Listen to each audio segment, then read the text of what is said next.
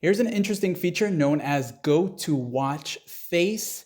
And this is basically telling your OnePlus Watch 2 to return to the watch face after inactivity. So maybe you are like perhaps browsing on your watch, using your watch to do something, you're on a setting, and you suddenly just stop doing something with your watch and you want it to return back to the clock face. When you are here, you can set it to when it does return back to the clock face. So I'll show you how to do that. To get into these settings, use the quick panel access while in the clock face like this here. Go to settings, then you'll go to where it says display right here. Once in this section here, go down until you see go to watch face.